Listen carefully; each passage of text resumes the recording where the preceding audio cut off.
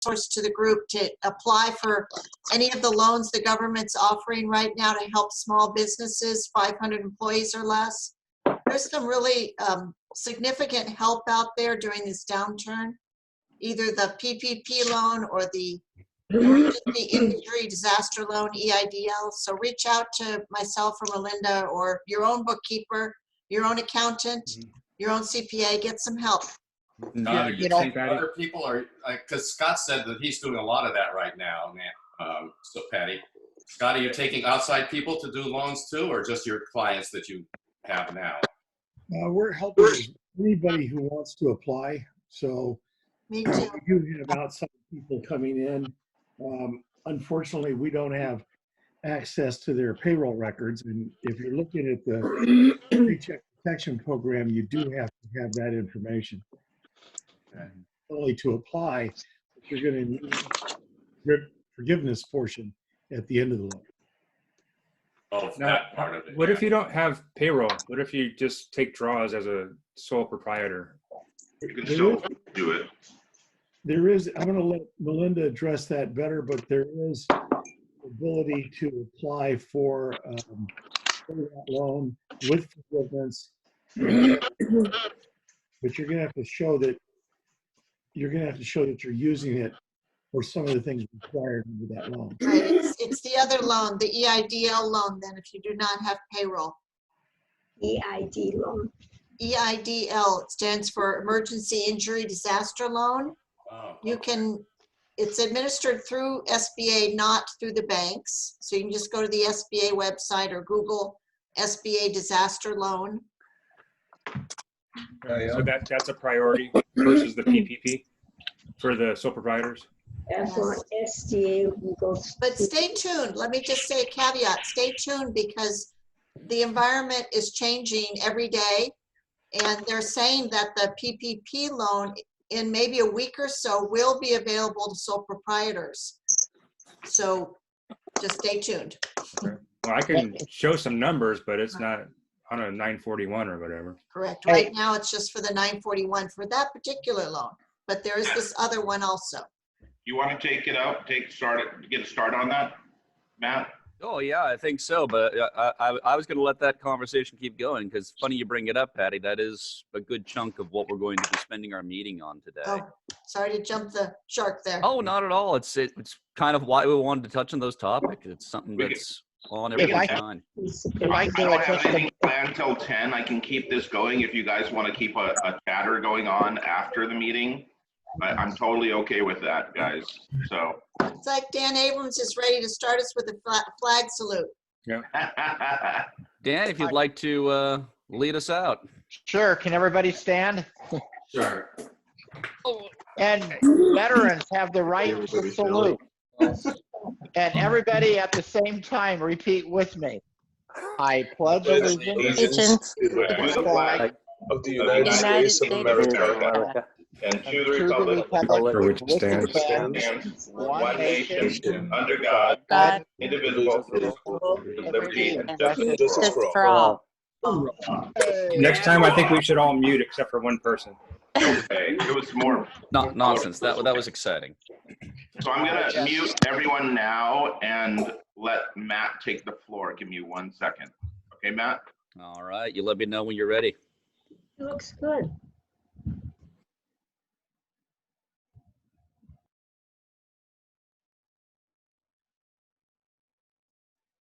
You take the floor, Matt.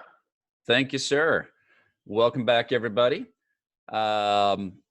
Under unusual circumstances, but such as life in the past few weeks, want to take a moment right now to thank Larry and Dan and John and everyone for spearheading this project to get us all back together again. Just because we can't meet in person doesn't mean we need to stop doing what we're doing. Some silver lining to this cloud is that we're all figuring out new and better ways to do our business and do the things that we really need to and want to do in life. So thank you all for joining us here today. We're going to have a slightly different meeting format than we usually do. we've invited several of our members to give us a little more detailed information on exactly what the circumstances are and what the opportunities are with this whole COVID-19 situation. Specifically, we're going to hear from Melinda Goller and Scott Evers. They're going to be talking a bit about the SBA loans, the PPP, and the EIDL that were just being mentioned by Patty a moment ago. Ways to plan for your business now and plan for your business in the future is my understanding. And then we're also going to look to John Witt and Michael Brandt talking about social distancing, using technology, internet marketing, thinking outside of the box for the new and creative ways of getting things done. Then also to try and build some familiarity back into things. We're going to try and do our 30-second leads. That's more of an opportunity to give us an update on how you're doing, what your business is doing, if your business is doing, and still keep it to that 30 seconds. But we'll have a little liberty with time. I have a feeling. Couple of technical issues of this new format. Thank you, Michael, for hosting the training sessions the other day. I'm probably going to touch over some other bases that you've handled already. One thing to keep aware of is that if your microphone is active, they may be sensitive, they may be dull, so just be aware of dogs in the background and try to speak up, speak clearly. They've already mentioned it, and most people have found it. There is a side chat, or there is a chat box for any side conversations you want to have. You can talk to specific participants. If you want to talk for a testimonial or something, to ask a question, if you pull up the participants tab, you can raise your hand there. I'm going to call on Michael to keep an eye on that to unmute you. If you are passing the microphone to someone else, let him know so he can get everyone properly muted and unmuted so we can keep some sort of order to this. I think that is pretty much what I had to say to welcome you all back. It's really great to see you all, and thank you for being here. I miss you all.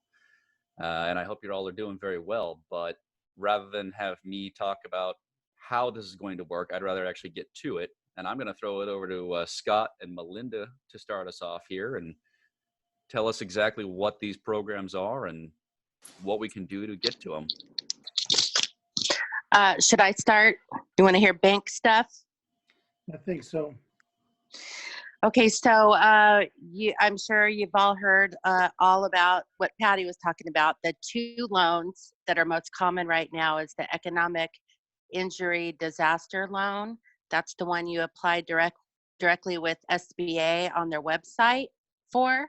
That could change. We don't know. This is a evolving situation. The EIDL is anybody with any business with under 500 employees could apply and should apply. You do it on the website. It's a 3-part process. I know people that have signed up for EIDL maybe 2.5 weeks ago or right when this started, and I don't know any company that's heard back yet. So although they rolled these great programs out, logistically, it takes manpower. And remember that SBA is a business too, with employees that are probably working from home or being quarantined. And same with the banks, same with your payroll company, bookkeepers, CPAs. Everybody in that industry is all hands on deck for either the EIDL, helping their clients get that, or the PPP. The other loan is the PPP. That's the one that comes out of the CARES Act that the president signed 2 Fridays ago. About had a heart attack when in the press conference when they first came out with the PPP. They said go to your bank and you can have your funds same day. That's not going to happen. It's still a process. On a good day, we can get to documentation on a loan in about 2 days. That's on a really good day. Right now, for our bank, we've got about 300 and counting, might be up to 400 as of last night, applications that we're trying to get through. The PPP program is specifically the one you go to your bank. SBA is not going to facilitate that loan. And it is a loan. It's a loan that's forgiven. The process is going to be a two-part process. You go to your bank. Hopefully everybody goes to their own bank. I know there's problems out there right now with banks. Number one, not all banks are SBA preferred lenders, and but they're quickly coming on board. Not every bank is doing their own customers. Some are, but maybe it's a nonprofit only. Every bank is making up their own rules, which I think maybe is causing part of this problem. Do you guys want to hear the details of these loans, or do you want to do like Q&A? You have 10 minutes, so whatever Okay. you want to do with it, you have about 8 minutes left. Okay, so the payroll protection program, it's a 1% interest rate, and it's going to be over a 2-year period. Now that changed from 4% and 10-year term. That's what's outlined in the act, but when SBA came out with the guidelines to administer this, it changed to 0.5% and then up to 1% within a couple of days over a 2-year term. Right now, you can businesses can apply, corporations, LLCs. On April 10th is when independent contractors and self-employed sole props can start applying.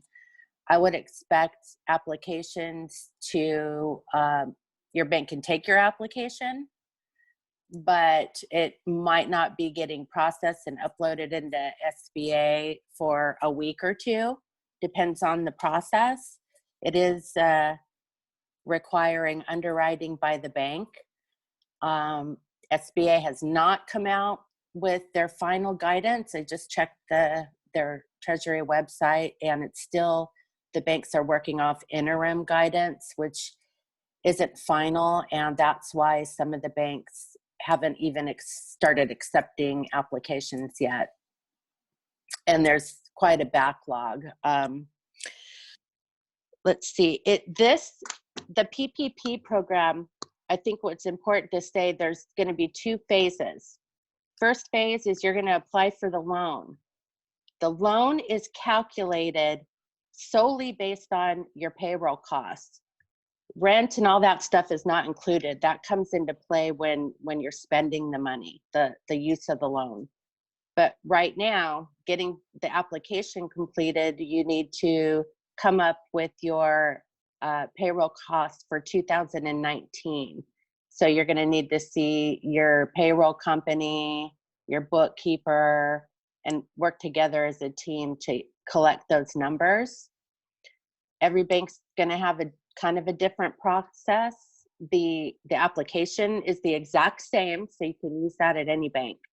But as far as what the banks ask for to support your numbers on the application, which is really important, you need to make sure you get these numbers right. You take your average monthly payroll costs and you multiply it by 2.5, and that's going to give you your maximum loan amount up to $10 million. The second part is, because the loan is, the payments are 6 months deferred, sometime before you make that first payment, hopefully you don't have to make any payment, but you need to go back to the bank and apply for forgiveness.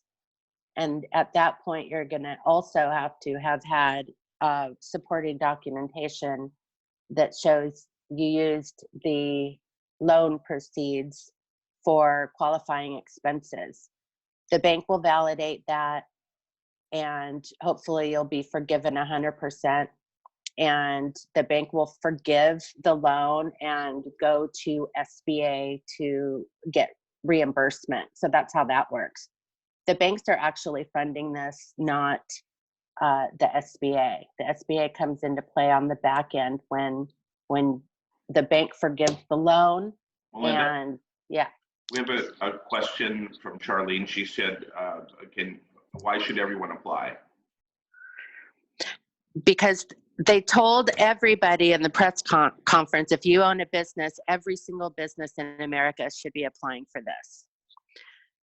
And the money's out there for you. And then don't forget, this is called the Payroll Protection Act. It's all about putting money back in the employees' hands so that they can, you know, buy food for their families, pay their mortgage, pay their bills.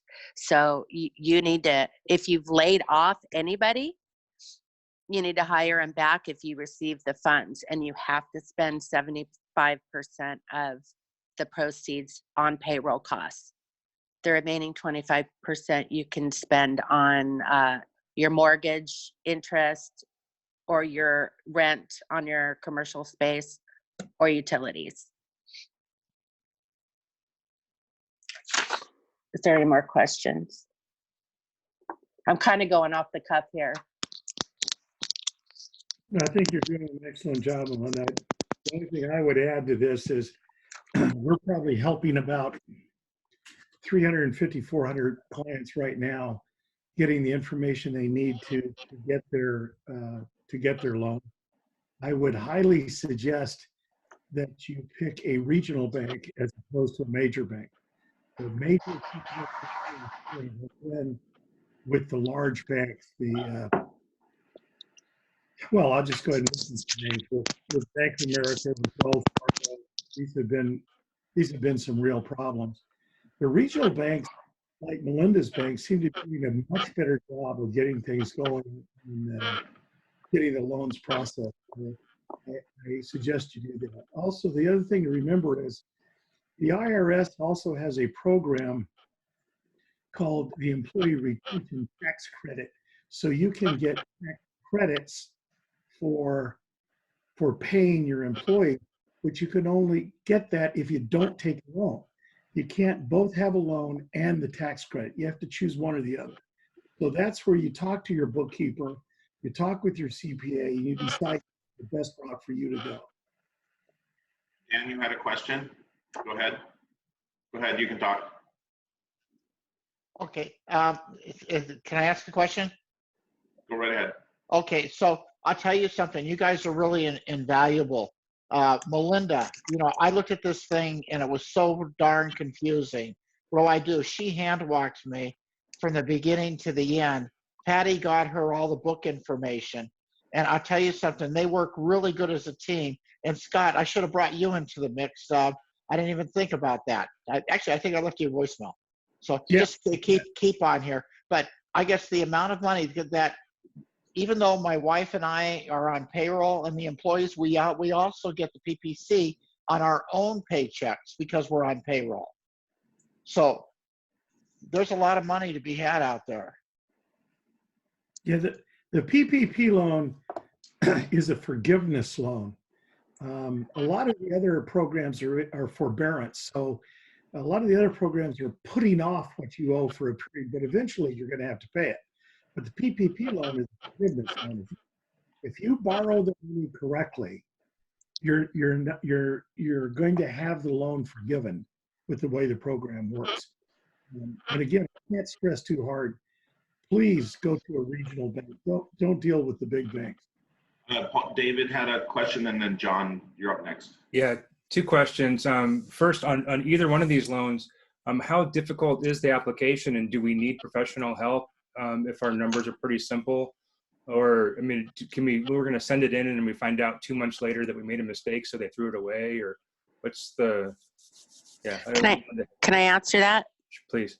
So I have applications that haven't even gone to underwriting yet that we accepted last week. So let me explain. I'll run through really quickly our process. Every bank's going to be doing it slightly different, but there is underwriting to this. We're going to receive your application, and we're going to ask you for supporting documentation. Hopefully now we've kind of ironed out what those items are supposed to be, even though SBA hasn't come out and said what will work. It's hopefully going to be tax documentation that's supporting the amount of the request. we get your file. It goes to our credit administrators who validate the payroll, your numbers, and then compare it to the application. We also have to receive something that shows that you were in business on February 15th, 2020. So not only are we asking for 2019 figures, but you have to prove you were in business on February 15th. So we need to collect that data, and goes to credit administrators for review. They approve the file to move on to SBA, and people will be sitting down at an SBA portal on a computer, inputting the information. Takes about 15 minutes an application to upload everything. So one loan, 15 minutes. And then we wait to hear back from SBA and receive an allocation number. Once we receive an allocation number, that means the SBA has earmarked your funds to your employer identification number. So if you hear that the government runs out of money and you've already received notice from your bank that you've been allocated, you don't have to worry. It's tied to your EIN number already. On that note, they're adding 250 billion, hopefully, if it passes, to the pot. So guys, you can apply for this loan through June 30th. So even if you rush to your bank right now, it's probably safe to say it'll get in line, but it might be a week or two before the banks can physically get the information to the SBA. Even after we get approval from the SBA, we have to go to documentation. That takes people sitting down at a computer, entering the information, so the paperwork comes out. We're going to go out to you, and hopefully it's digitally, and have you sign the loan documentation. Then we go back to the bank. We have to board an account. We have to fund it, and then you have your money.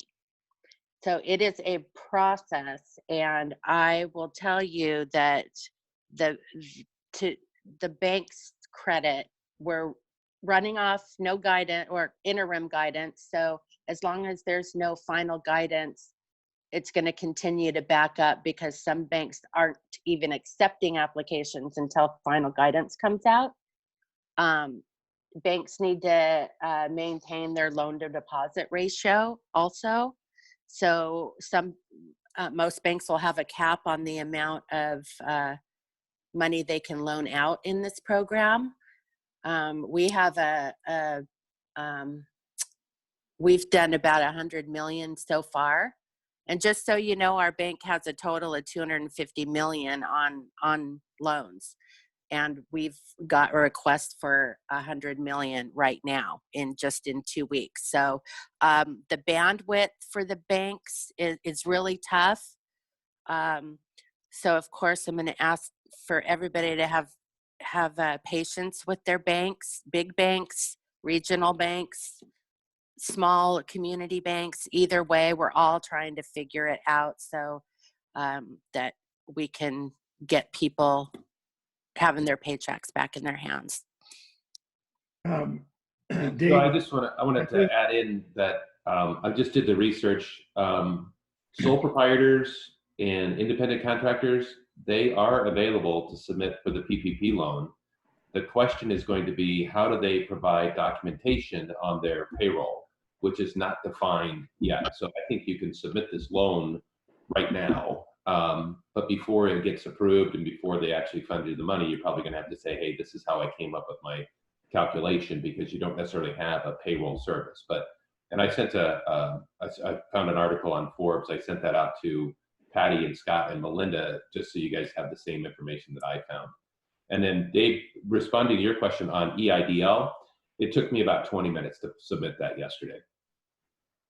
It wasn't that hard. And it's basically got required fields, and if you don't fill it out right, you can't hit the submit button. So it's going to walk you right through submitting it. And once you're done, they give you a number to track it with.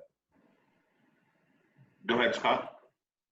So what I was going to say is, following up with Melinda, this is kind of overwhelming for banks and for payroll companies.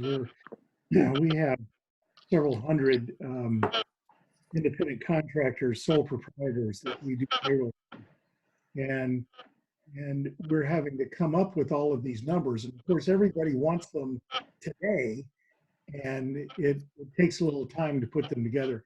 And then I want to add to what John said, Dave. The applications have been simplified. They're easy to put together. Every bank has different requirements, especially with the PPP loan. That's the bank lending you money. All SBA is saying is that they will guarantee that loan if the bank can't collect from you, and they'll arrange for the forgiveness later on. So it depends on which bank you're going to, on what you're going to have required. Melinda's bank is extremely simple. You turn in the application, she sends you a list of what they're going to need on top of that, spelled out. Then you go to Patty or whoever is doing your bookkeeping and get that information and turn it in, and you're pretty much done. You're just waiting to hear from Melinda on when your loan gets approved. That's going to be next week, right, Melinda? Let's pray. And I'm sorry, can you guys hear me? Yes. Okay. Well, I kind of lost it. Go ahead. I'm sorry. I lost my train of a question? I had a question. Yeah. You talking to me? Yes. Melinda, two questions. One is, if you don't have payroll, if you're just an independent contractor working by yourself, which a lot of us are there loans for that? And secondly, are you taking loan applications from non-customers? Okay. Yes. Well, we're on hold right now. We're not taking any more applications until we can get through the ones that we have. I think it seems like we were the first bank in town. We started taking applications on Tuesday when SBA came out with their first application, which in hindsight was not the smart thing because they revised the application 2 times. I've had to go back to every customer that completed an application last week and have them redo it. Luckily, it's a simple application though. But we are on hold until we can get through the current situation, because let me tell you, we're advertised as a preferred SBA lender, so I've got at least 80 calls I have to make today to respond to the incoming non-customers. If you are a customer of my bank right now, you're getting processed ahead of non-customers. That's why it's always best to go to your own bank. Problem with that is that if you're banking at a big one, it's, we're open doors, closed doors, open doors. We're capped out, only nonprofits. But so that's got to change so that everybody can go to their current bank to get this loan. You can get on a waiting list with me, and should we open our doors back up, I can start taking applications again. And I'll keep you all posted if we're going to do this every week. Yes. Okay, we have Brian actually has a question. We'll get to you next, Rose. You have to unmute yourself. There you go. Morning, everyone. So Melinda, I have about 6 employees that I hire through an agency. Some of them have been here almost 6 months for these large projects that I'm going on. I mean, I can prove that that's employing, employees. Would that count as part of my payroll? I mean, it's all it is. Scott, can you answer that? I don't know how that works internally. You bet. So, Brian, when you say through an agency, are they your employees or are they employees of the agency and you're paying the agency? Yeah, they're employees of the agency and I'm paying the agency. Okay, so they're not your employees. They don't show on your payroll.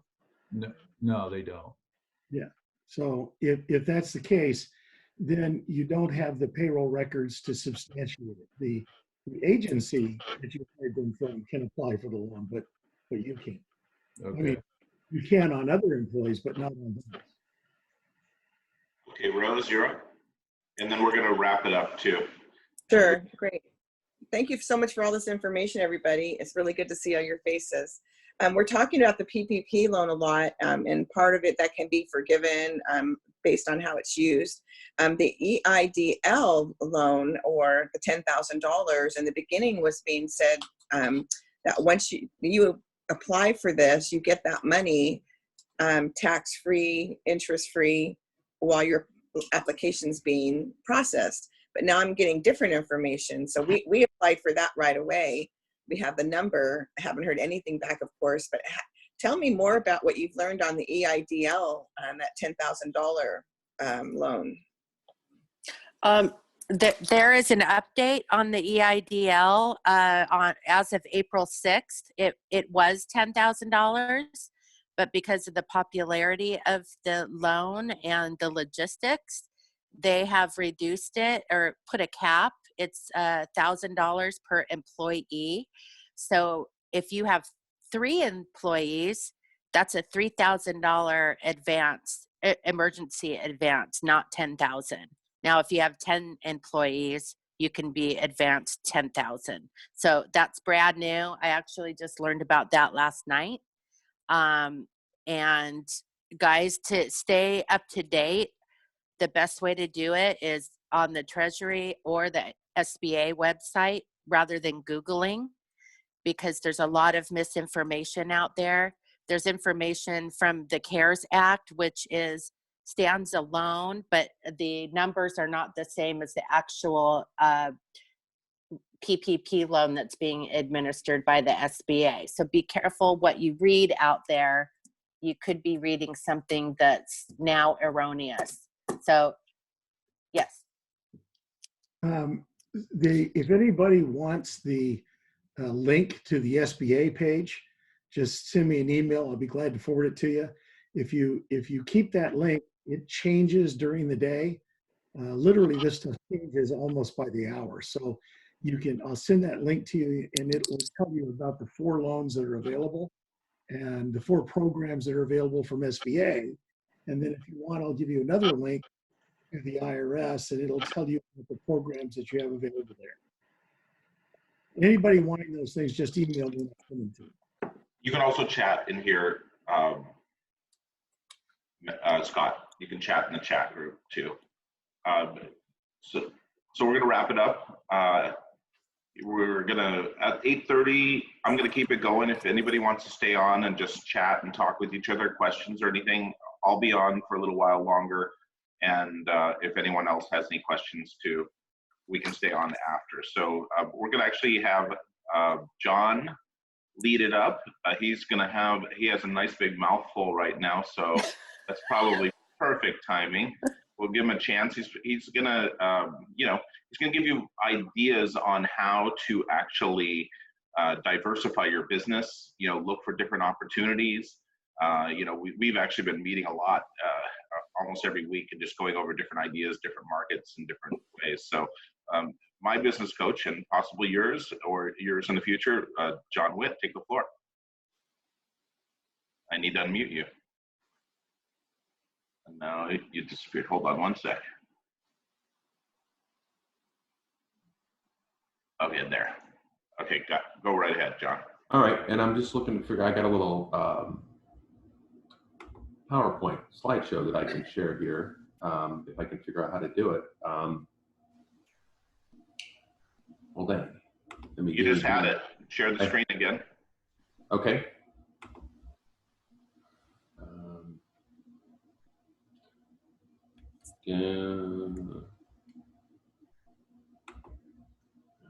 So here we go.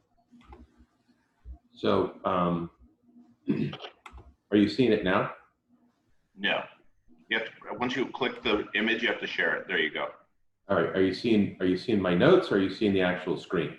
We're seeing both. You're seeing. Oh, I see both of these here. Okay, I see what's going on. All right. Well, either way, I'll walk through this. So what I've been doing with my clients, I actually built a new webinar. It's called How to Identify Strategic Opportunities in Crisis. And it'll move into just after the crisis, it'll be just how to identify strategic opportunities. And what's really important, we have this massive shift. And anytime we have a massive shift, and you could look back in history, there are going to be some profiteers and people that work through it and work through it effectively. And there are going to be people that don't work through it really effectively. And what I want you guys to do is to figure out, how do I make this happen faster, right? So we're really looking to say, how can we find opportunities for your business a little quicker? So imagine today, right? And you're looking in the future. Let's see if I can't figure out how to make this slide work. And you're looking in the future, and 2 years out, you're standing here today, 2 years out, imagining what life could be like. And what we have is we've got sort of a set of limits, and I'm getting a chat message, and I don't know if I should be looking at it or not. But the reality is that we have these limits, right? And these limits are essentially governed by the things that we know, the things that we're aware of. And everybody has them. It doesn't matter how much money you have or how much time you have. Everybody has limits. And then if you were to look, imagine yourself 2 years out, looking back at the last 2 years, you might see that you have a similar viewpoint looking back. But what's interesting when you do this is you'll find that there are 2 green triangles. And those two green triangles are the possibilities and opportunities that are out there today that you just weren't aware of at that particular point in time.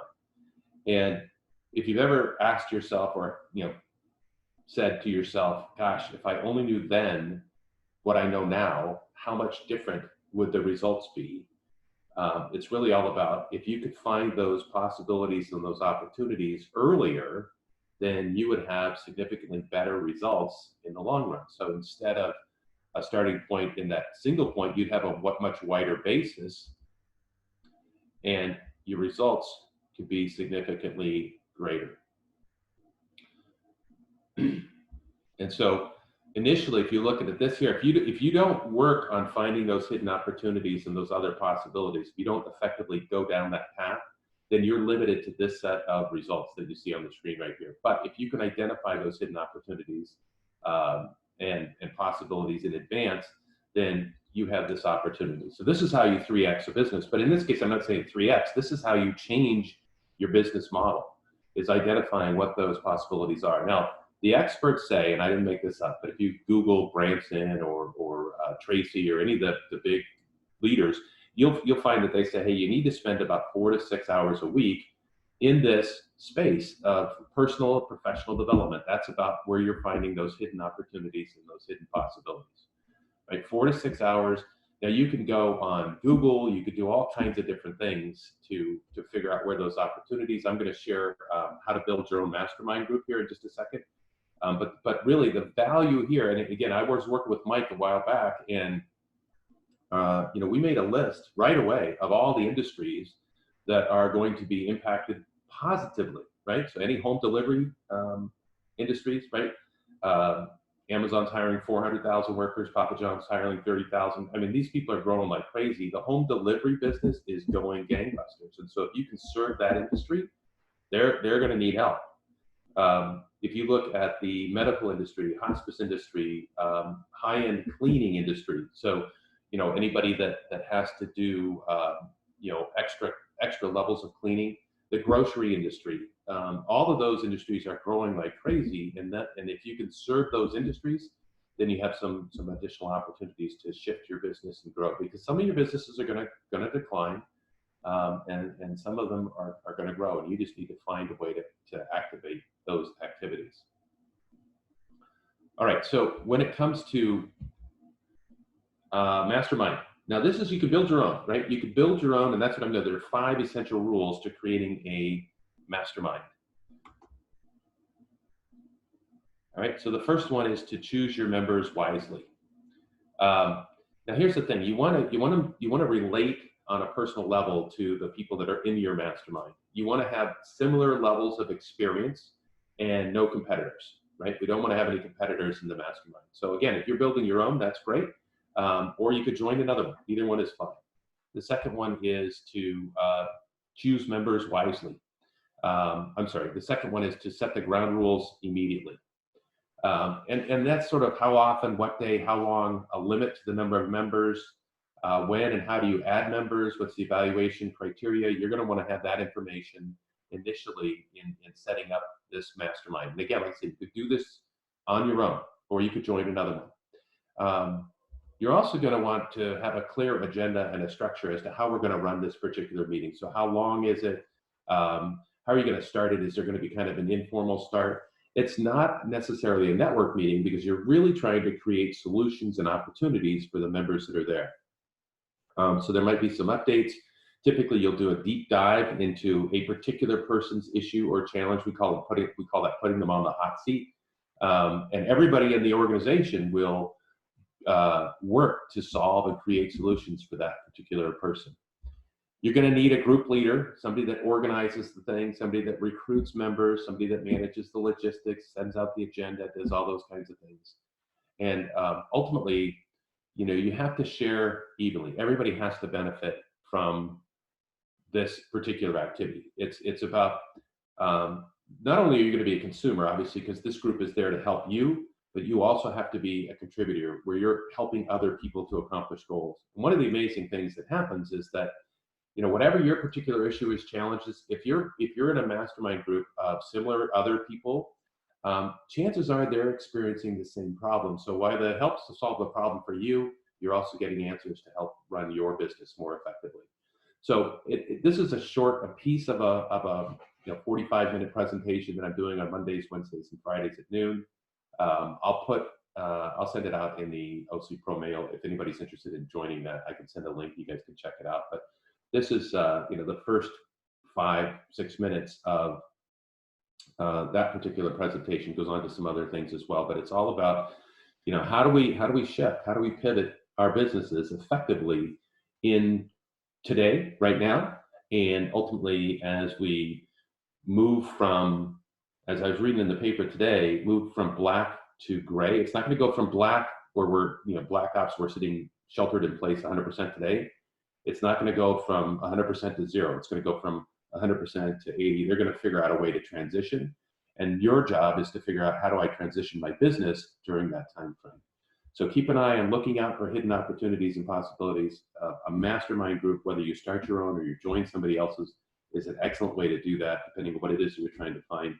And with that, I'll leave it open and stop sharing and answer questions.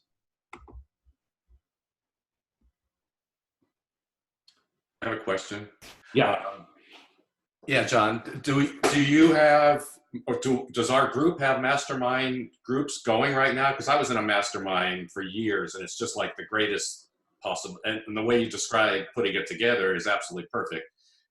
We had a couple with the chamber for a while. I had one separately with another group, and it just really works out great. In fact, Armin was in mine, and a few other people. Do we have groups within our group right now, John? Yeah, I run a mastermind group. It's called Make the Right Moves Forum, and David Paul's in that group. And then I typically invite my other clients, other people that are in my one-on-one coaching, to participate in that as well. And we get together on Tuesday mornings, and then I run a half-day workshop once a month as a part of that particular program. I just want to say that one of the things that you might have mentioned in there, that the security, the things that you say in these things should be, very secure. So if you're inviting other people that are listening to our secrets, because you really have to give away a lot of what you do in order to get the proper response. So if you're sharing all that valuable information, how do you keep that from disseminating to everybody else? Yeah, so you can do it a couple things. That is one of the ground rules, right? In other words, what's in the mastermind stays in the mastermind. It's a lot like what's in Vegas stays in Vegas. Exactly, right. But you can also, depending on where you're at, you can go as far as signing NDAs to be a part of this, which basically says that you're not allowed to. That's a fairly simple form. Okay. For all of my clients, for example, I get into all kinds of aspects of every business, and I basically have a blanket NDA. I won't share anything about anybody's business unless they ask me to, Right. in which case I'd be happy to, but that's a good point. Okay, thanks. Does anybody want to start a group? Anybody interested? All right, Larry and Scott. Okay. I'll get back in touch with you guys. Thank you, John. You're welcome. It's a great opportunity. I mean, I do believe anytime there's a massive shift, you get to reset, and whoever pivots faster is going to come out ahead. Oh, I want to make one other comment, right? So today, for my clients, I've taken them through a sort of a minimum break-even analysis. And it's what are the minimum expenses that you need to have to keep your business doors open? What are the minimum expenses that you need to have to manage your family and your house and all those expenses? Figure out what that bottom line number is. It's going to be less than what you typically earn today because you can cut back on all kinds of things. But understand, get down to that zero-based budget and then start making your decisions again and decide what's really important, because cash is hard to come by right now. It's not that easy. A lot of people are making a lot less. And that's the reason also why I think that regardless of who you are or your position as a business owner, you should apply for these two loans, both EIDL and PPP, because you're never going to be able to borrow money less expensive. I mean, you could, if you wanted to, you could get PPP out. I mean, again, the interest rate, even if you don't get forbearance or get it for free, the interest rate on these things is like, it's like stupid low. It's like 3.5%. You can't borrow money for that, not for a business. So I would recommend everybody get those forms put together. And I think ultimately you can decide, even after you submit, you can decline down the road before they actually fund it, because you're going to have to go through some approvals with the bank or whoever's doing the lending. Excellent, John. So we're going to wrap that up. Anything else you want to add? Any questions? We can take one question and raise your hand. Go ahead, Joyce. You were fast there. Okay. Excuse me.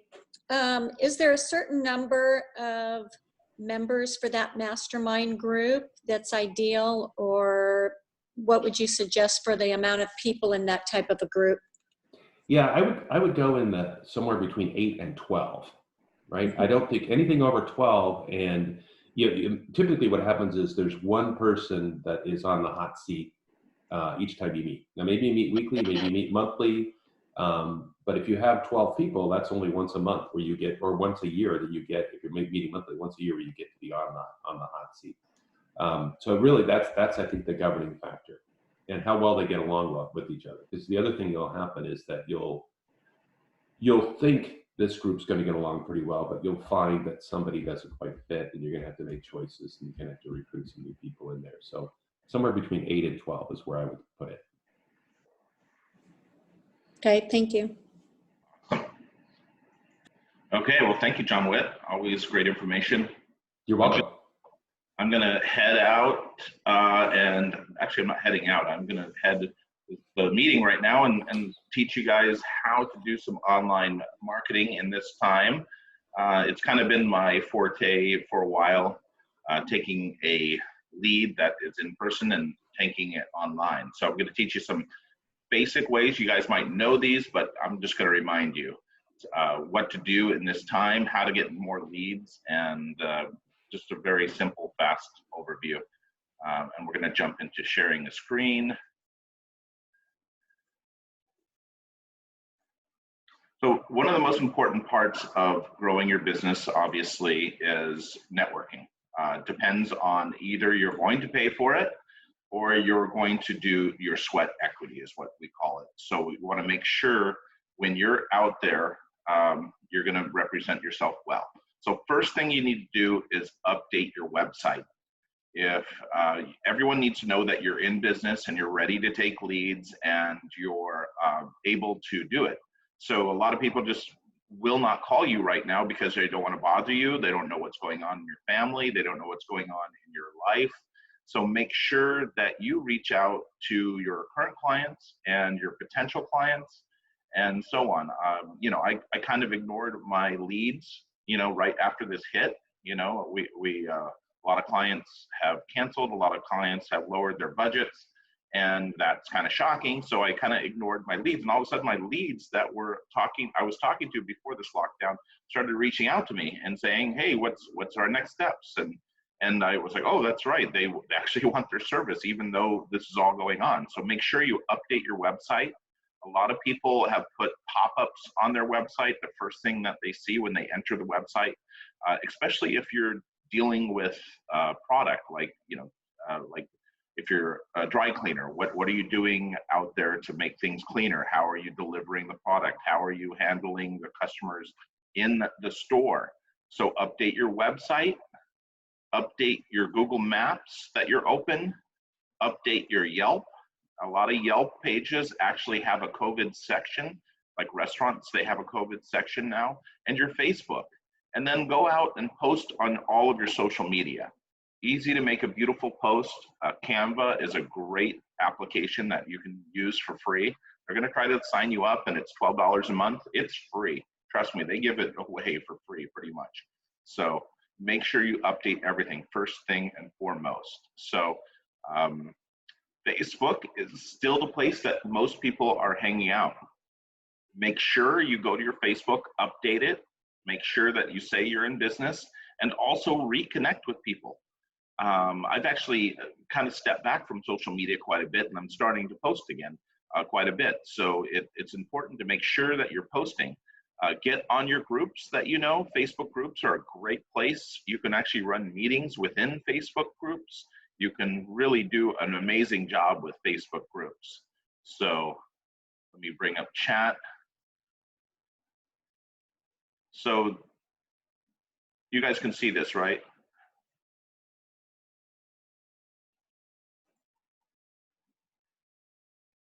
Can you guys see my screen all right, John? No. Okay. No, I'm seeing DoorDash, a map. Oh, wrong side. Okay. There we go. Ah, yes, there we go. Good job. Not an incredible PowerPoint here, but it works. So accounts to update your website, your Google Maps, your Yelp page, your Facebook page, and any accounts that you use. If you are a specialty service and you have a real estate site, then make sure you update your real estate sites. That like Nextdoor is a great one. A lot of people use Nextdoor. Make sure you update it. Make sure you say you're in business, say you're running your business.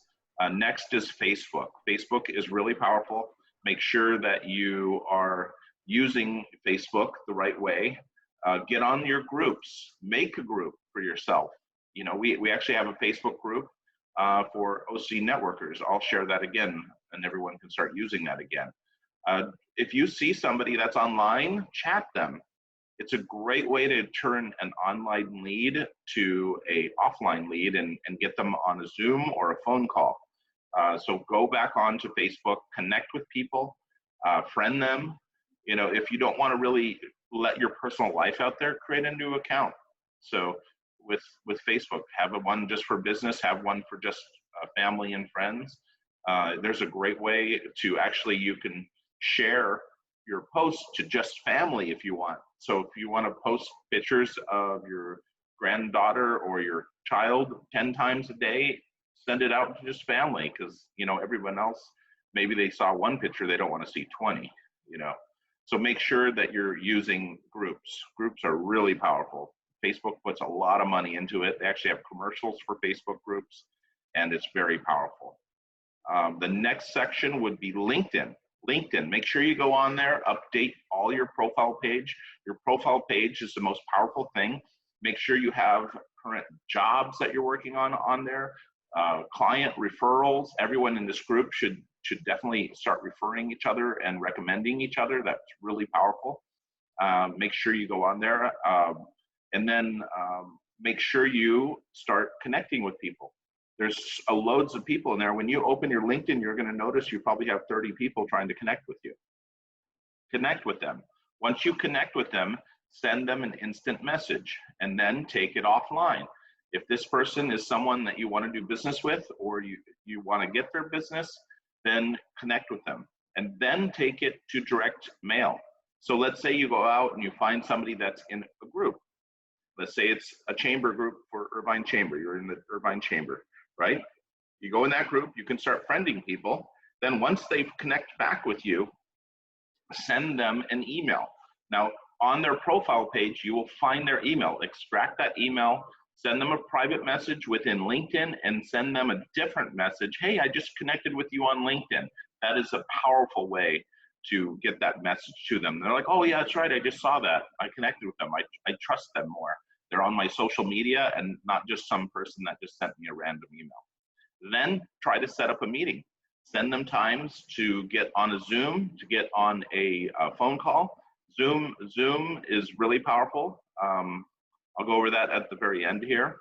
Other networks to go on, each person has their flavor, believe it or not. A lot of people love Twitter. Twitter is a micro chat site. And then you can basically post what's going on. You can talk to people in live messages. So you can @ people.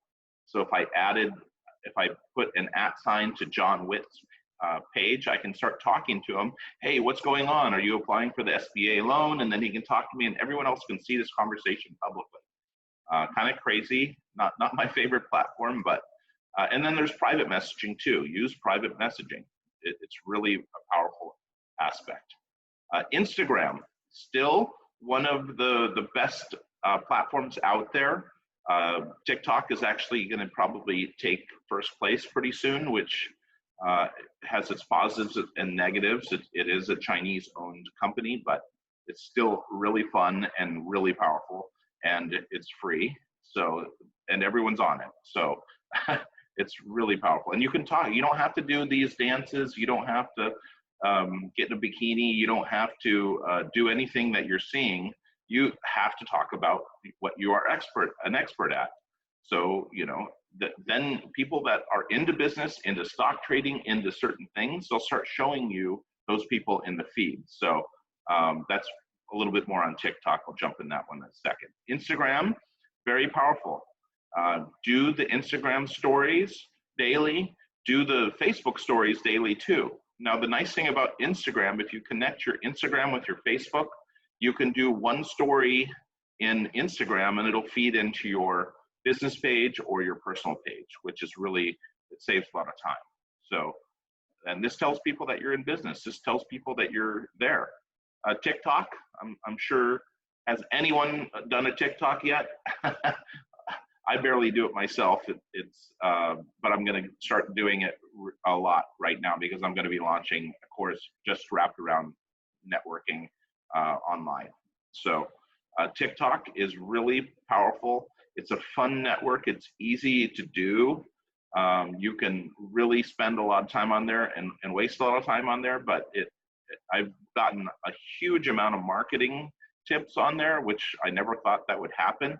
And I'm constantly messaging myself with that marketing tip because there's amazing marketers on there. And I really haven't been finding that on Facebook or Instagram as much. The algorithm is not following right. So once I start liking something that I like, they show more of that. So like right now, I'm liking a lot of stock stuff. I'm liking a lot of stuff on marketing, and then TikTok starts feeding that stuff in there. So really powerful. So get on the phone, take it off, take it online, and take it to the real world. Get them on the phone. If they don't want to get on a webinar, then you don't have to get them on a webinar. But it's better because you have that interaction. You can read people. You can get their full attention, because how many people are doing 20 different things when they're on their phone because you're not seeing them eye to eye, right? So once you start seeing people gaze off, you're like, oh, hey, what's going on? So make sure you get them on a webinar. Zoom has 40 minutes free. So what you're on right now has actually, you can do a free account. After 40 minutes, it'll max you out. You can restart it after 40 minutes, but you'll have to restart it. But that's powerful, very powerful. There's other platforms out there too, like GoToMeeting, and there's a lot of webinar services are not new, and they're just getting better and better. This is my favorite right now. Which wasn't my favorite before because you had to download it to your computer. But now it is because of these boxes. You can just see everyone, kind of like the Brady Bunch. You can poke at Larry down there, and you know, so that's really, really fun and really powerful. So get them offline and take them to it might be online again, right, with a webinar, but get that personal interaction. That's what's going to get you that sale. That's what's going to get you that human interaction to actually, I've been doing it now. I'm so excited because I'm like, hey, just jump on this link real quick. And then all of a sudden, somebody that just called me out of the blue, I have them on a webinar. I'm taking them through slides. I'm taking them through that personal interaction. They're looking at me. I can read their body language. I can talk to them better. They can read my body language and see that I'm, you know, confident in business. I know what I'm talking about. It brings that trust factor way up, unless I look like somebody that's dating their daughter and they don't like him. Just kidding. So email marketing, very important. Everybody here has an email list. If you have an email account, you've probably had it over 10 years and you have a massive email list and you don't even realize it. So go into your email account, see how many emails you have, and then also you can extract your LinkedIn emails too. Everyone that you connected with, everyone in this group is part of your email list. Make sure you send them an email. Say you're in business still. Say you're helping people. Say you're taking calls. Say you're working from home, but you have all your employees working from home. Nothing's changed in our business except we're all working from home, and we're wearing shorts and flip-flops now. But so use your personal email. If you don't want to sign up for something like a Constant Contact, a MailChimp is actually free. But you're going to get a lot more filters with a Constant Contact. If you want to build a normal newsletter, then do get a Constant Contact or a MailChimp for free. But email marketing, you can send out 50 at a time. I mean, how many times have you spoken to 50 people in one day without being a public speaker, right? Very, very little. So send those personal 50 at a time. Make sure you do it without everyone seeing it. So make sure you do it in the private CC. So make sure you don't blast your list and everyone else sees everyone's emails. That's quite embarrassing at times if you do that and other people start messaging each other. I always like to kind of give people a little lesson. When they do that, I email back, oh, thanks, I'm really interested, that's great. Make sure you put them in a private email browser next time, and everyone blasts, I get blasted with my marketing information. So it's kind of a little trick, but it's fun. So anything else out there, make sure you do some meetups. Get out there, look online, see who's networking online. I have been on, last night I was on with 60 people, and that networking group actually sent me $30 to get DoorDash. That's why you guys saw DoorDash up there, because I got $30, and I've been on that networking event 2 times. Have I gotten business from it? Not yet, but I've got 2 free meals. Pretty fun. Get on meetups, see who's doing online networking, seeing who's doing networking. Get them to do it. If you have a paid account, say you'll host it for them, help them out. Go to your local groups like RBN. RBN's not doing anything online. He would probably love to do something online. He loves his networking group. You got to keep these groups going. That's why Larry reached out and said, let's get this going. So we don't want to let our group fizzle away. So reach out to them and then network with people individually. You know, when you're on that meetup, put out your LinkedIn to everyone, put out in the chat, put out, you know, put out, get everyone's email on the group. So make sure you network with people, you know, get your time to talk. So that's all I have to say right now. If anybody wants to have any questions, I can definitely answer one quickly because we do want to get everyone else to be able to speak.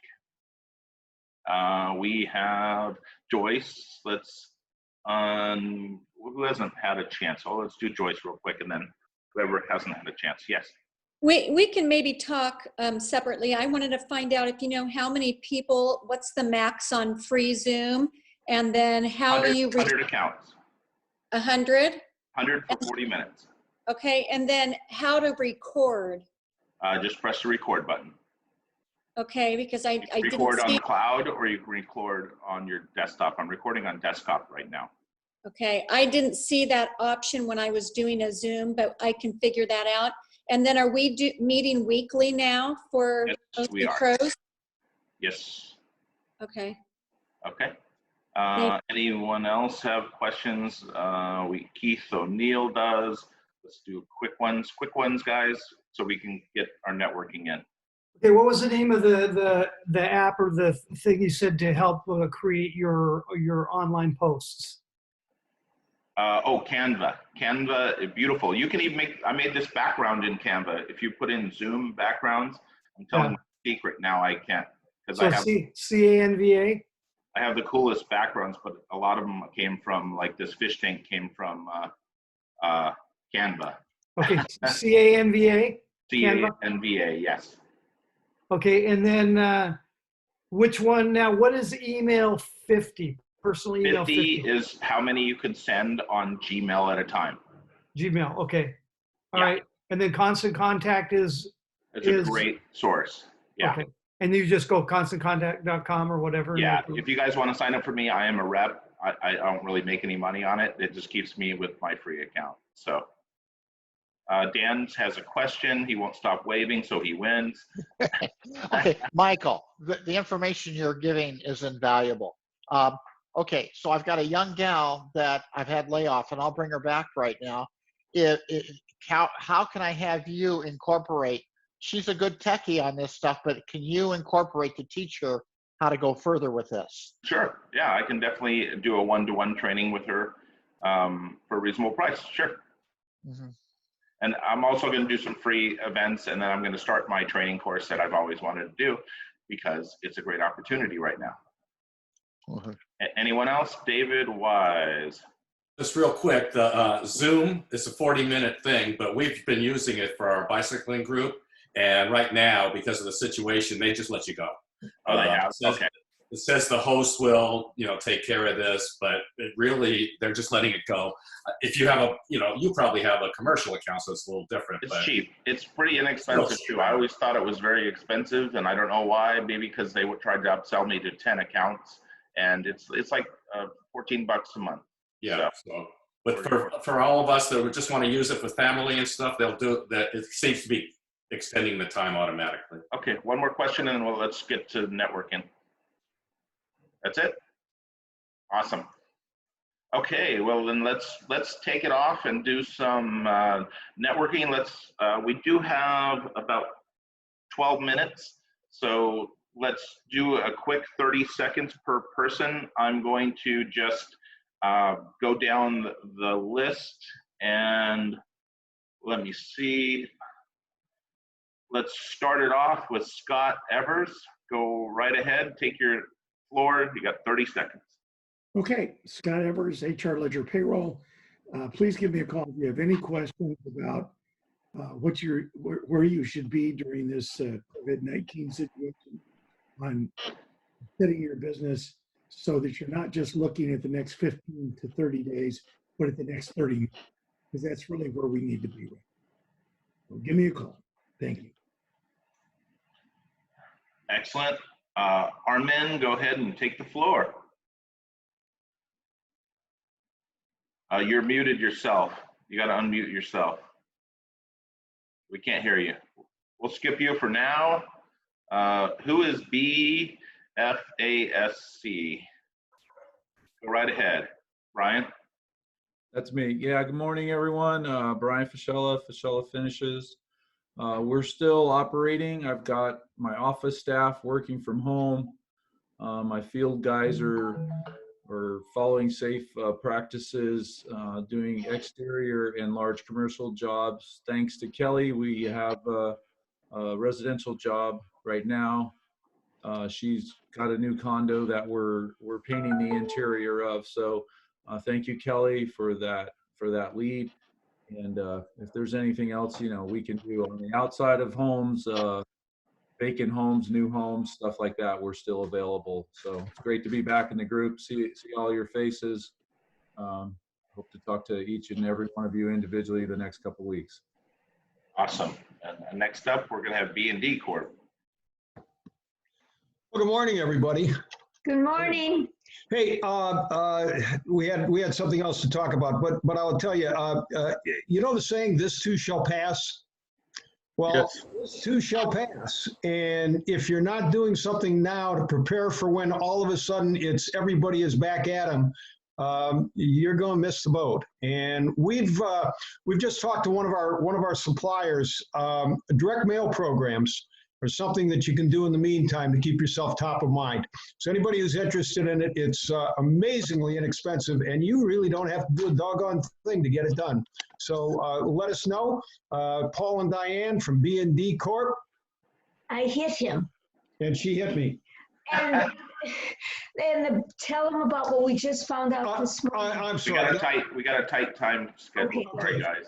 These guys, this is a hand sanitizer. We have a client now who's giving these away to those first responders. It's been amazing. Awesome. Thank you.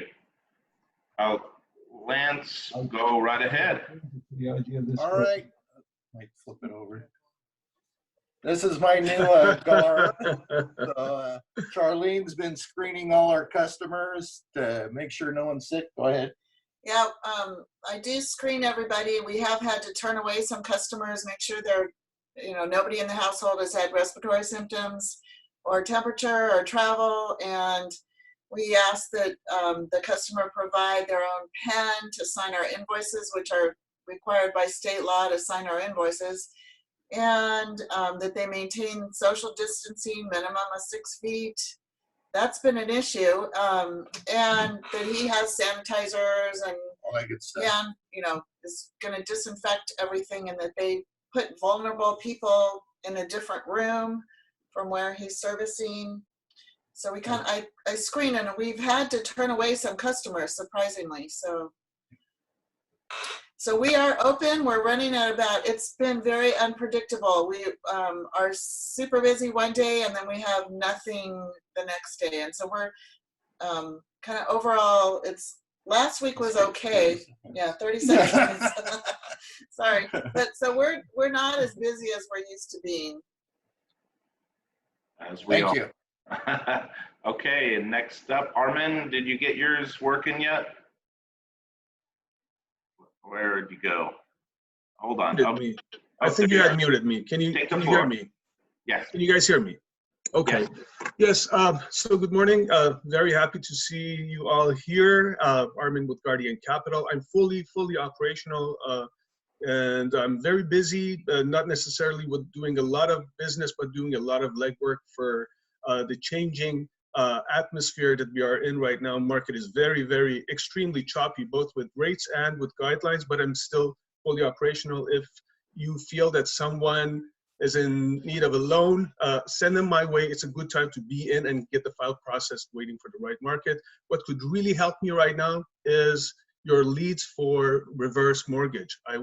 That could really help me out. So please keep an eye out if anybody needs reverse mortgage. That could help me out right now. Thank you. And I have one out.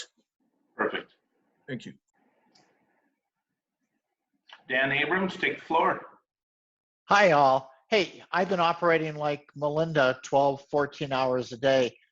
Mainly what we're doing is that all our groups and companies and good leads for you guys had to lay off employees. Those employees, a lot of them are going on Medi-Cal.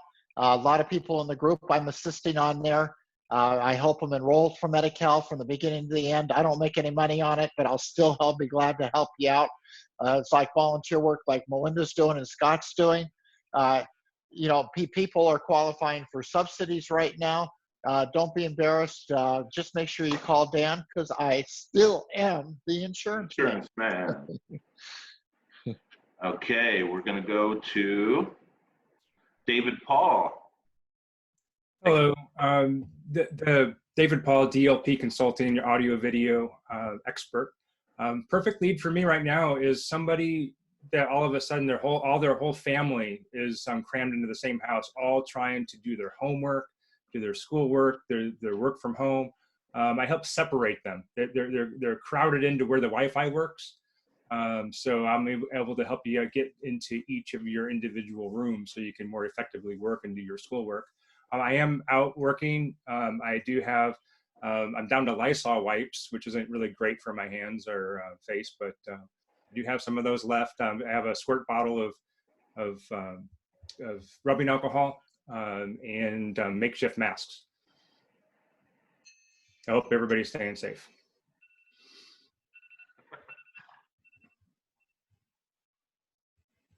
Okay, and next up we have Giovanni. Yeah, can you hear me?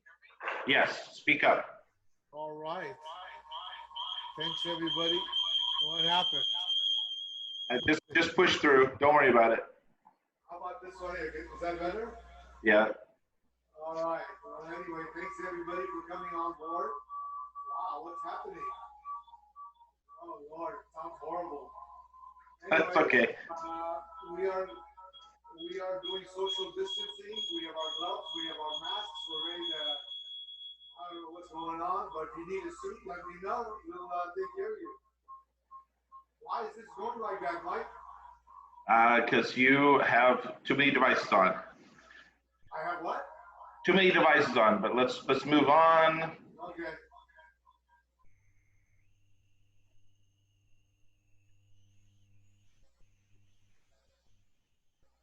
John Witt, take the floor. Hey, John Witt with Business Wit. Yeah, it's still open. I've been doing work on Zoom for many, many years now, and that's really just what's replaced. So there's not much in the way of face-to-face, but I do my one-on-one coaching and my group coaching, and those are really masterminds, right? It just depends on who's engaged in the mastermind. Those are still active and moving along as always. There is a new webinar, How to Identify Strategic Opportunities in Crisis. It's about 45 minutes. You saw a little bit of it in the beginning. I would just... One sec, John, sorry. Back? Okay, there we go.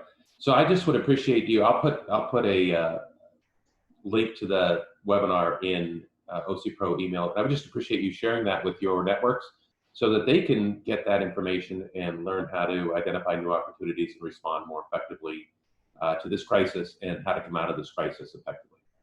So again, it's how to identify strategic opportunities in crisis. Thanks. Excellent. And next up we have Joyce, and after that it will be Julie. Hi, everybody. Hope everyone's doing well. We have been keeping busy and we are working.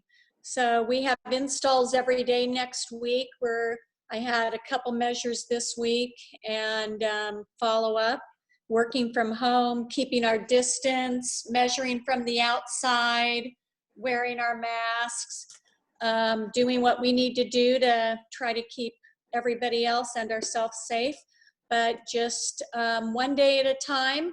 You know, definitely had some clients put jobs on hold that will resume when they're comfortable. And I think some of those were financial reasons, but yeah, we're just taking one day at a time like everybody else. But I have a million things going on at home, so definitely not bored. And if anybody needs help going to the grocery store or doing anything, I'm available. Please call me. Thank you so much. Go ahead, Julie, and next up is Keith O'Neill. Hey everyone, Julie Morris with Mary Kay. You would think that a company that works mainly off of home-based parties would be struggling right now, but actually we're doing more online virtual parties. So we're mailing out samples of facials. We're doing facial parties online. I'm so proud of Mary Kay because our brand new manufacturing facility in Dallas, Texas has switched over many of its lines to now make antibacterial hand gel and antibacterial hand soaps. We're giving those away free to hospitals and healthcare workers across the country. It is an amazing company, and I could not be more proud to be part of them right now. Speaking of masks, I'm not going to talk about facial masks. I'm going to talk about charcoal masks and glycolic masks, because if you need a sample to use at home, please email me and I'll send one out to you. It's really fun. Thank you. Thank you. Keith O'Neill. And next up, we're going to have Larry. Hi, Dr. Keith. I'm still working. I'm in the office one day a week. I'm wiping down my chair and everything in between each client. And I'm also available on Skype, on Zoom, on FaceTime, however that works, or on the phone. So I also started a group of teenagers that I'm working with every Thursday on Zoom from 11 to 12. I have about 20 now If you know any teams that are really struggling and they want to become a part of it, please email me or give me that information. Also, if you know any adults that want to start that sort of thing, please have them email me as well. We can do the same thing. That's my gift. And if you or anybody in your family is really struggling, I offer a complimentary 20-minute phone call. That's my gift, so I can help people get through what's going on right now. Awesome, thank you. And then Keith, Larry, you're up. And then right after Larry, we're going to have Randy. Now Larry disappeared. Larry, wave your hand. There we are. Okay, go right ahead. Good morning. Thank you to everybody. We have 24 people participating in the first webinar, and I really appreciate it. Reach out to those that were not with us, see if you can get them to join us next week. I've been quarantined now for 26 days, working at home, and I allowed my staff basically to pick and choose. Half are remote and half are in the office. We're trying to concentrate on emergency calls only. We are incredibly busy at this point. So whether I'm going to get paid, I don't know. A side note, I did complete my application for PPP yesterday. I was surprised how much money it is, and sent everything over to our bank. Figured, what the heck, it was pretty quick and easy to fill out. So, if you haven't done that, definitely take advantage of the government programs at this point. But from my perspective, if anyone needs mobility, telecommuting, anything, we've got some great promos. Happy to help anybody. We can turn you up very quickly. So if you're having challenges communicating with your customers, be happy to help you. Excellent. And then Randy disappeared. So how about Randall? Is that? Hey, good morning, OC Pros. Great to see y'all. Kind of missed the meetings. I'm hungry. I was hoping I could get some salmon flavored eggs. Anyways, we're still open up, helping customers. They're on the phone and outside. We're not allowing any customers in due to COVID-19. We're trying to protect them and protect us as well. I think I have not had a customer in front of me in about 16 days. We're doing everything via telephone, dropping keys through slots. All of my technicians are using floor mats, seat covers, and brand new gloves. So we're trying to protect our guys and our customers. So our business has dropped about in half. We've had to lay one employee off, but other than that, we're full steam ahead. I've seen a couple of you guys. Appreciate your business, and give us a call. Please refer me. We can do anything right now. And Melinda, go ahead and take the floor. Next up, we're going to have Tom Schultz. Okay, good morning, everybody. It's good to see you all.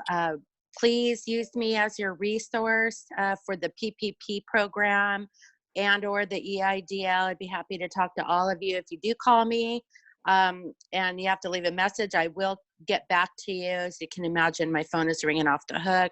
I'm working from home trying to get money into people's hands again so that we can have some sort of normalcy after this is all over.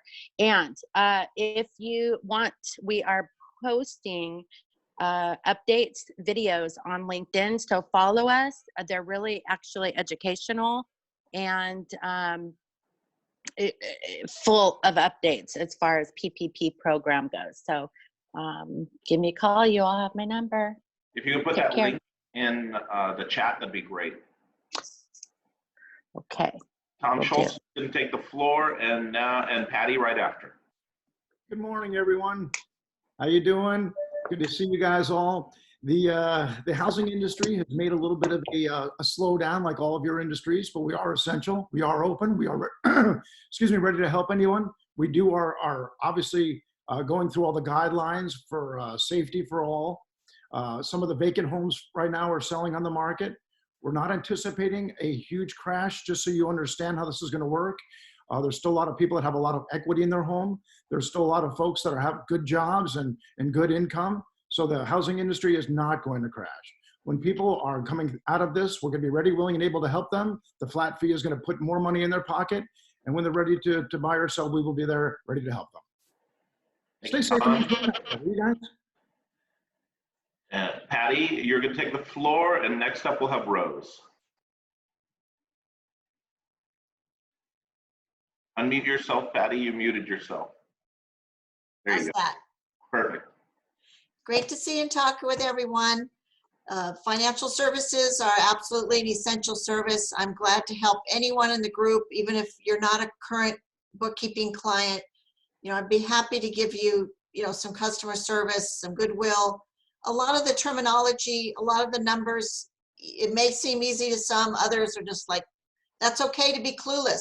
I want you to be doing what you love and be passionate about, and I'll crunch those numbers. So let me be an interpreter to you. Let me be that liaison if need be with the banks.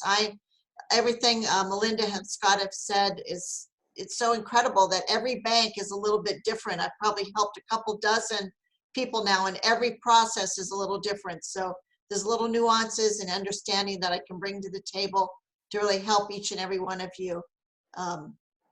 We're going to come out of this stronger and better. And I think the economy is strong. Let's be ready for a good rebound. Yes, let's kick some butt, guys. Rose, you're up, and then raise your hand if I missed you. David Wise will be next. Good morning, everybody. Opening Act Window Fashions is practicing remotely. So I just had my first Zoom consultation, so with the prior customer. So we had a really good meeting, and it's given me enough information to prepare a quote and so forth. It's a brand new build, so the house is not even done yet. I just went and saw the model a few weeks ago, so that was helpful. Some of the things that we're doing, though, are being delayed a little bit because of the fact that some of my workrooms are closed. So a big project at the hotel is on hold, and some other things that we've got going on locally here. Some of the big manufacturers are on, one is closed, one is on limited staff. So there's some things that are delaying, but I just let people know that up front. Our existing orders are being installed. My installer is going out and, of course, practicing safety with the gloves and the mask and all of that. I just ask my clients to just let him be at the window, let him do his installation. He'll show you all about the care and cleaning and operation of it, but no need to hover. Just let him have his space and you have your space. So that's been going okay to get, keep customers happy. At first, they all said, no, I don't want anybody in my house. So that was like, what's happening here? There's no cash flow. So that helped a little bit. And so just one of those things we have to just work through. And but I am available for new clients to discuss. I had another customer who was referred by a designer, and he took pictures of his home, emailed them to me so I could actually see what we're talking about. We have a Zoom set up for Saturday. So hopefully that will go well as well. So we are doing our best to serve our clients in a timely fashion. So we are getting through it, and I know we're all in this together, as they keep saying. So just love you all, and I'm gonna definitely pass some leads. I received a lead over this time, so let's keep it coming. I'm not tracking as a lead tracker today or lead master. Just loving hearing from all of you, and just keep everybody in mind for future business. Appreciate it. Thank you, Rose. And then Matt Farron I believe, is the last person, unless somebody speak up that I didn't get you. Did I get not Richard yet? Richard? Not yet. Matt, go ahead. David Weiss. So yeah, some of you have probably heard that the courts are closed. That is only mostly true. I'm still open, definitely, and so are some of the courts. I've been doing a lot of work with my clients to find out exactly what is happening with their cases and whether the cases are going to be heard. For example, I had a client up in Van Nuys. In theory, Van Nuys is closed, but I called the courtroom itself, and sure enough, they were having hearings that day. So if you know of anyone that is wondering what's going on with their case or is dealing with the criminal courts in any of the 4 counties around here, feel free to have them give me a call. There's a lot of confusion going on right now, and even the courts are working through it one day at a time, and it's all changing every day. So my name is Matt Farron. I am your criminal defense lawyer. Happy to help any of you as I can. Okay, Richard, you're up, and then David Wise right after. Yeah, good morning, everybody. It's nice to see people again. We were trapped in Australia and have been self-quarantined, but we're home now. I'm with Edward Jones, and the one thing I want to make sure you know, there's a lot of noise going on out there about what's happening in the market, why it's happening. The people that are yelling the loudest are trying to be the most extreme, so people will listen. If you want to get good, solid, non-biased information from Edward Jones, I send out a lot of stuff to my clients. I'm happy to send it to you if I'm not already. send me your email, and I'm happy to add you onto my email list. Rick Regal with Edward Jones. Feel free to call. I'm still doing business, just doing it from home right now. Thanks. Please put your email in chat just so we can see it. Let's keep that chat active. Okay. And, David Weiss, not best. Yes, best for last. Good morning, everyone. Can everybody hear me? Yes. First of all, everybody stay safe. Everybody, it's like everybody's saying, it's going to come out. It's going to come out better, and we're going to all be thankful for this whole thing to be over, and it'll be great. First of all, I have been closed for business for about 2 weeks now. The manufacturing has stopped. I import most of my stuff from overseas, so obviously that has stopped. Why they didn't make jewelry an essential category, it's completely beyond me. It's, but no, just hoping you guys are all good. You know, I've got everything under control now. My wife is a healthcare worker, and she's going into work every day and keeping that safe. So I just miss all you guys. It's really hard not to see all you guys all the time and miss you, and hope we can do this and get this thing going. Anybody also that's interested in a mastermind, I am interested. So see me afterwards or talk to me afterwards. Chat your email in there so you can get that going, David. And then we're going to wrap it up with Matt, our fearless past president and amazing lawyer that you never want to hire. And he's going to wrap it up, and then I'm open to keeping it. Whoever wants to talk about this, whoever wants to pull a subject up, then I'm going to unmute everyone and go from there. Go right ahead, Matt. I appreciate the lead in there, Michael. Yeah, I hope none of y'all have to call me too, but I'm more than happy to speak with you if ever that happens. But thank y'all for being here today. It was great to see y'all. Glad to see that we can bring a little bit of normalcy, and also Keith's dog. Hi, Keith's dog. As you go out this week, look forward to seeing you back. We'll figure out if it's going to be the same time next week, maybe a little later, but I know a number of us also are still working, so we're going to try and make that work as well as possible for everyone involved. Keep sending the leads. It sounds like we're still doing business, which is exactly what this group was designed for. Thank you, John, for offering to throw open the mastermind of the presentation you gave. Michael, thanks for bringing us up to speed in the social media. Scott, Melinda, thank you for your tireless work and keeping up with these regulations. And I see Dan's finger coming up. We'll get to you in just a sec. But Dan, Larry, thank you guys for, spearheading this idea. And we're going to keep just one last thing we're going to touch on. I know we started a new quarter here. Don't worry about that for right now. But as far as perhaps getting into the vote, I know we were leading up to that before the whole coronavirus thing hit. I think we're going to wait on that for a little while longer until we at least get some semblance of normalcy and a little more people in these meetings. So anyway, looks like Dan wants to say something. Mike, you want to toss that over to him, Keith? Or we could throw open the mics and see how well we can maintain. I'm going to throw open the mics, and thank you, Matt, for running president today, and I appreciate everyone. I'm going to do a class next week for social media if you guys want to jump on for free. And then I'm going to unmute everyone. Dan, you go ahead and take the floor because you've been waving your hand first. Go right ahead, Dan. But everyone's unmuted, so if you are noisy, mute yourself, please. Scott, perfect. Okay, now I'm muted. Hey, just real quick, everybody, we had half the group on this webinar. Thank you, Larry, for coming up with the idea for this. Thank you. If each of us call one or two people that aren't on here, because some people need to be walked through it, and maybe do your own Zoom with them, just so they get comfortable with it. I'll do another training session next week too. This is great. I mean, this is invaluable for everybody. All right, guys, enjoyed it. I got to run. See you, John. Okay. Thanks, John. Thank you, John. See ya. Thank you. Thank you. Bye-bye. You guys. Bye, everyone. Stay healthy. Take care of Thanks, yourself, everybody. please. Stay healthy. See you next week. See you next week. All right. Have a good one. Okay, bye-bye. And thank you very much, Michael, for hosting this for us. You bet. Your Thank time you. and Thank you, resources. Michael. Thank you, Larry. Thank you. All right. Have a good one, guys. anyone wants to stay and hang out, they're more than fine. What was it you wanted to say, Keith? I just want to say to Dan's thing too, we've got to be very respectful of a lot of people that their businesses are just dead. And the fact that their businesses are dead, a lot of them, are thinking, why should I even bother to network at this point? Because they're feeling so overwhelmed by the fact that their business is literally dying right now. A lot of them might not want to get involved in these phone calls, and we should be able to respect that. I think I got us off. I closed your computer. No, you're still here, Diane. You're still here. Hi.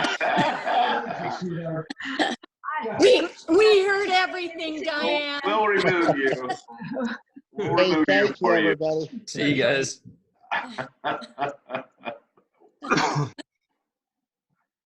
All I have to do is shut this computer and everything will shut down. Yeah, there you go. Everybody goes bye-bye, right?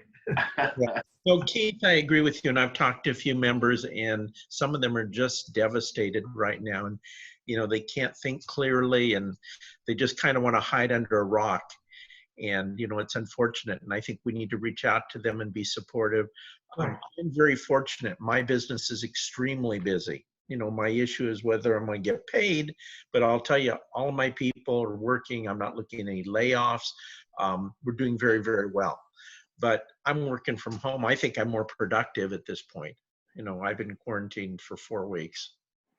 Yeah, I just think there's just from an embarrassment standpoint, their pride, everything, and their fear of the unknown, everything that, what's going on and that sort of thing. So I think for a lot of them, the last thing they want to do is get together with a group of people to be able to sit there and go, well, how are you doing?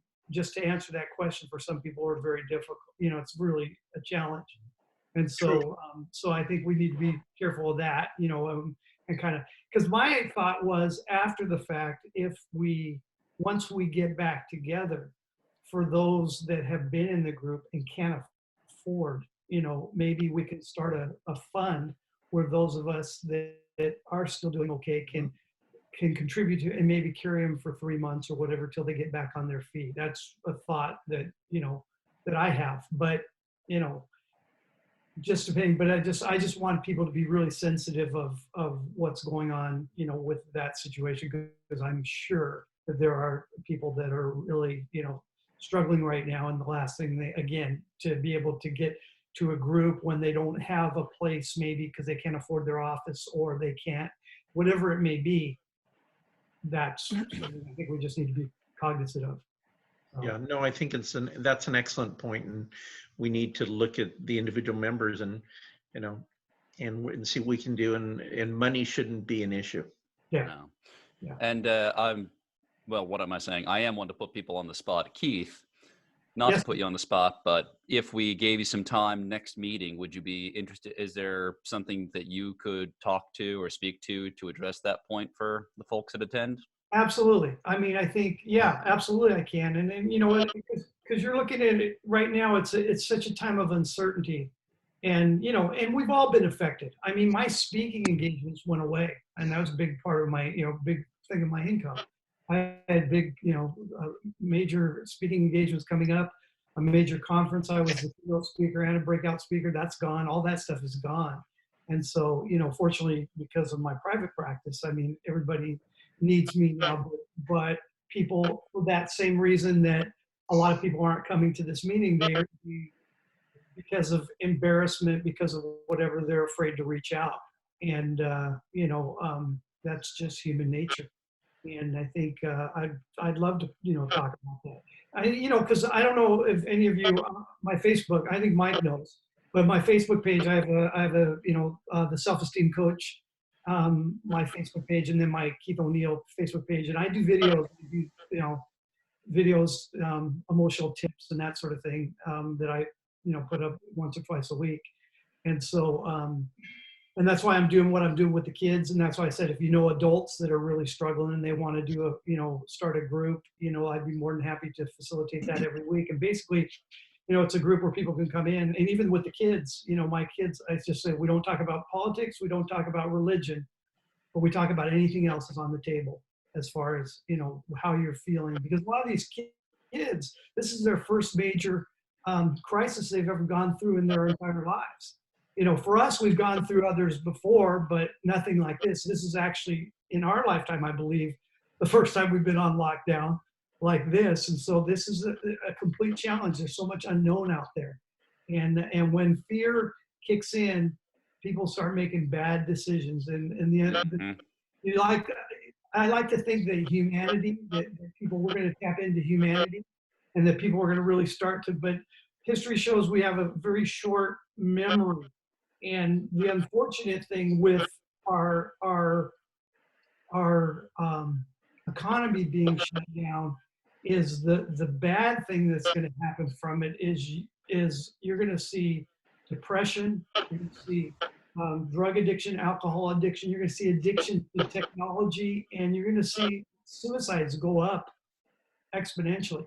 And that's already happening, and it's very sad.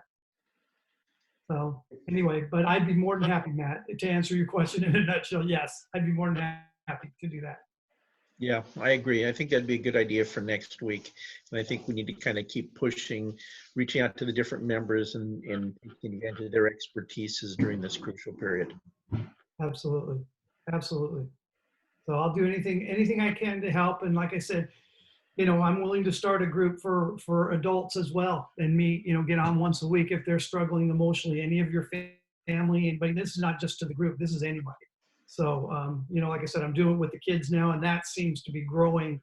You know, the word's getting around because, again, you know, it started with my athletes. I work with a lot of Division I athletes, and it started with that. That's the first group, but then they were going, hey, I have a friend, you know, and or whatever. And so now all of a sudden it's starting to grow. And because, again, the teens, the kids are struggling, and the parents are, a lot of parents are forced to be parents for the first time in their lives, you know, because usually they can kids here, there, everywhere else between school and everything else. And now, you know, relationships are being challenged because, you know, there was a lot of times, you know, husband and wives grow apart, and now they're forced to be together and with the kids and stuff. And so it's really, you know, quite the challenging time. But conversely, it's really could be a wonderful time if they choose to use it right.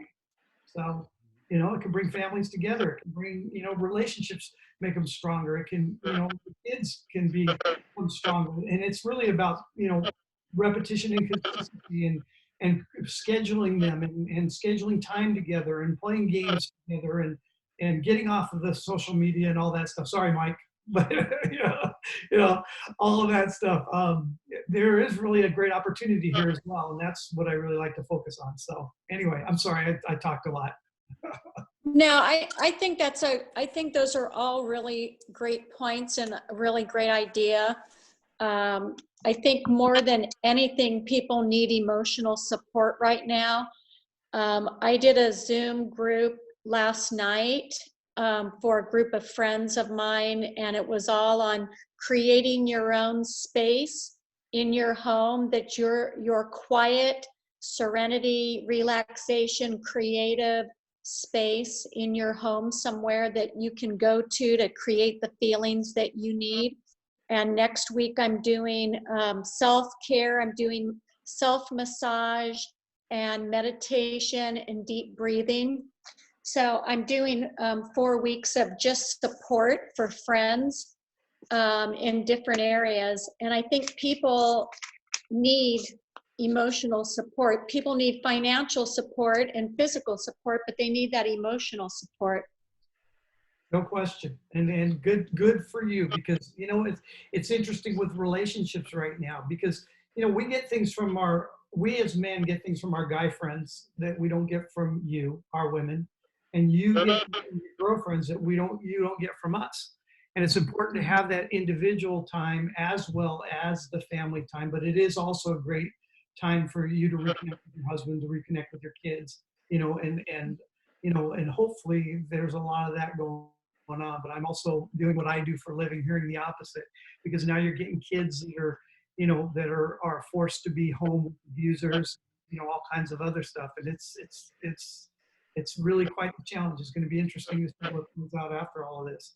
Yeah, I was thinking about those people who are isolated with a mate that they really don't like and what that's doing to their marriages. And I'm like, I am so thankful that I really love being with my husband, because it could really potentially be murderous.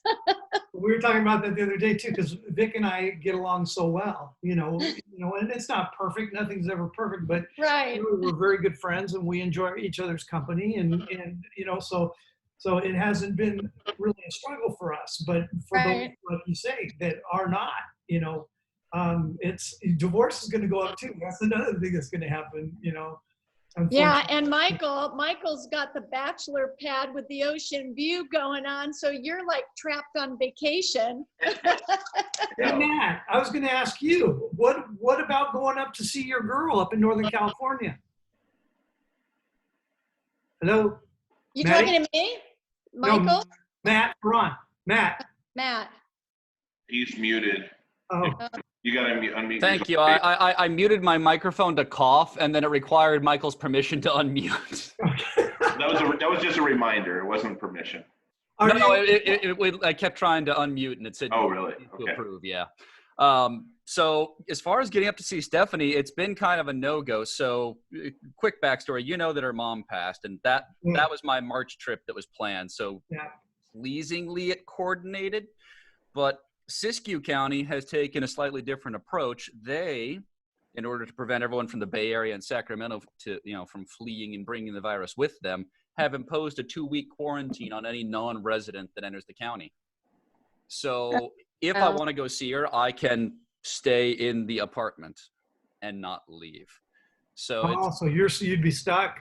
Yes, it would put a bit of a kink on that. So if she wants to come down here, with the little vacation time she has left, we can try and make that work. But as of right now, we're making the internet thing work for all it's worth.